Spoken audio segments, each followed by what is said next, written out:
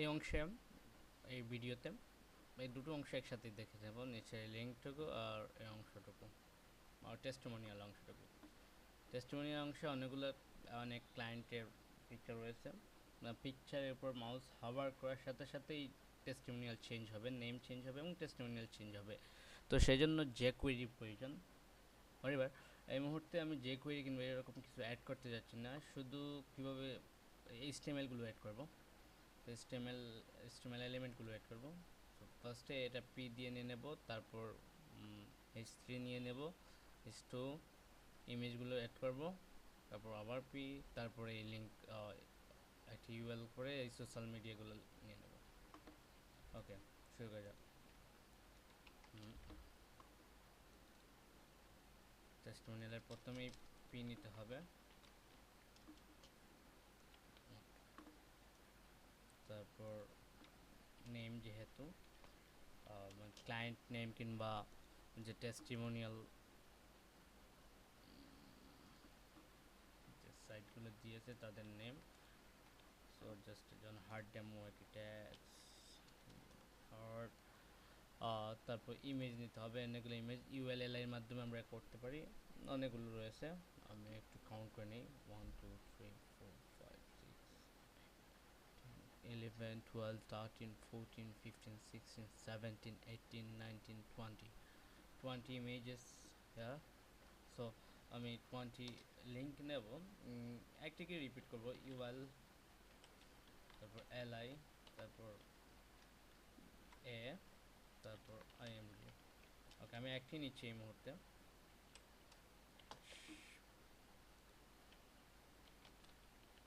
Images আমি নিয়েছি, সেটি থেকে আমার ইমেজ 1.jpg নামে একটা ফাইল নিয়ে আসে। ওকে, আমি দেখি আমার এটা কাজ করে নাকি। ইমেজটি আসছে, আমি এটাকে ডুপ্লিকেট করে অনেকগুলো নিই, 1 2 3। ওকে, আপাতত এই অংশ থাক।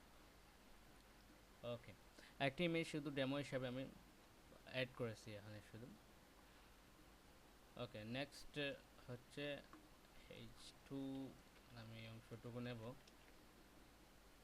H2 আর একটি ট্যাগ নেব, H2, তারপর তোর H2, তারপর আবার পি, যেহেতু এক লাইনে একটি কন্টেন্ট রয়েছে।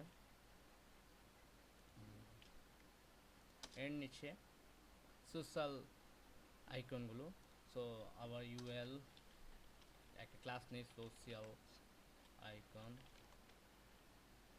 তারপর তোর এলআই ইন্টু অনেকগুলো আইকন 3 3 6, সো এটি লিস্ট হবে। তারপর তোর এ আইএমডি,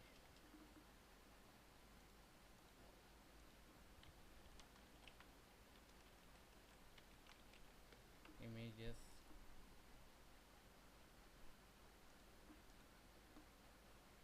একটা হচ্ছে টুইটার, শুধু টুইটার নেয়া আপাতত ইউজ করবো, এটাই পরবর্তীতে চেঞ্জ করে নেব। 3 5 6 1 2 3 4 5 6, দেখি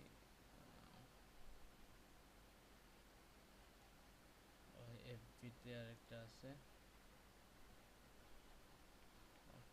আপাতত আমি একটা নিয়ে টেস্ট করতেছি, নেক্সট আমি এইগুলো ইমেজগুলো চেঞ্জ করে নেব। ওকে, ব্যাকগ্রাউন্ড হোয়াইট, এ কারণে কিছু দেখা যাচ্ছে না। ওকে, তারপর অংশটুকু শেষ। তারপর ফুটার অংশে এই লিঙ্কটা তৈরি করতে হবে, 3 3 6 ইউএলএল link, footer link, footer menu, div UL, footer menu, LI A, এটা হচ্ছে contract, download, press, mail, support, privacy, বলেছি, লিঙ্কটা শেষ হয়ে গেল। ওকে, এর মাধ্যমে আমাদের HTML এর কাজ শেষ। এখন এটাকে CSS এ নিয়ে CSS এর কাজ করতে হবে।